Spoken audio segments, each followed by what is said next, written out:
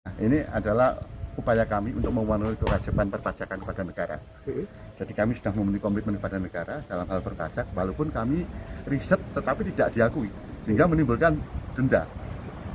Riset tidak diakui dan kemudian saya tidak tahu ya apa yang menjadi asumsi pemeriksa sehingga berani menjatuhkan denda seperti ini. Sehingga kami nggak mampu bayar denda dan akhirnya saya serahkan mesin karya-karya saya kepada negara. Semoga bermanfaat, saya ikhlas. Ini sebagai kompensasi denda tadi ya? Ya, denda pajak. Karena riset saya tidak diakui sebagai pengurang biaya. Ini barang-barang dari mana Pak sebelumnya Pak? Nah, ini barang-barang ini adalah hasil karya saya yang sudah berhak paten. Karena tidak mungkin perusahaan menjadi perusahaan penjiplak. Misalkan saya tiba-tiba memproduksi sepeda motor Honda, tentu saya akan dituntut oleh Honda. Karena apa? Karena ini hak patennya ada di Honda. Makanya perusahaan harus melakukan riset. Riset itu ditanggung dan dibiayai oleh perusahaan. Nah, kalau tidak diakui pajak, perusahaan bisa mati. Nah, ini agar pemerintah membuat regulasi. Mekanisme riset untuk perusahaan-perusahaan agar yang dijual adalah karya-karya Indonesia. Bukan plagiat atau memanipulasi barang impor dikasih merek dalam negeri. Jadi musuhkan.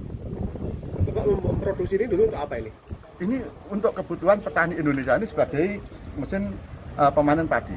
Risetnya teman-teman wartawan mengikuti mulai tahun 2012 sudah ada itu. Pajak di kita silakan dicek, dan itu riset saya yang sudah diberikan paten negara. Kemudian Pak Jokowi tertarik simpati dan datang ke sini memesan. Mesin ini sudah disertifikasi oleh lembaga resmi negara. Kalau ada orang negara yang bilang bahwa mesinnya kurang bagus dan lain-lain, ini bukti mereka tidak bertanggung jawab terhadap pembinaan industri di dalam negerinya. Karena apa yang sertifikasi lembaga negara ya tentu dibubarkan saja, sertifikasinya itu tidak benar berarti.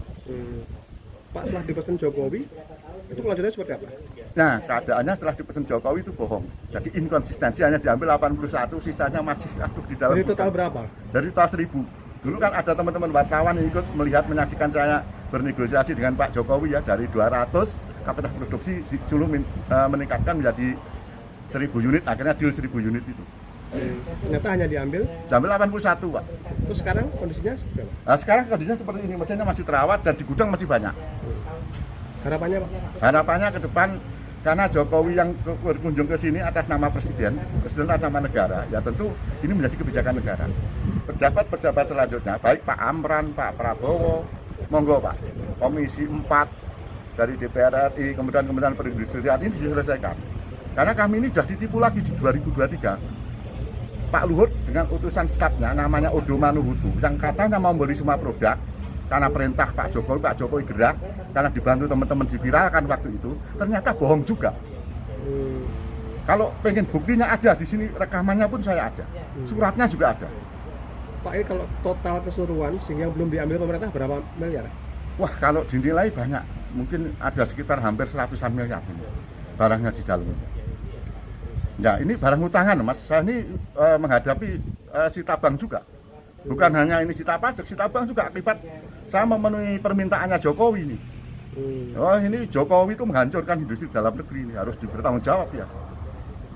Download Tribun X sekarang, menghadirkan lokal menjadi Indonesia.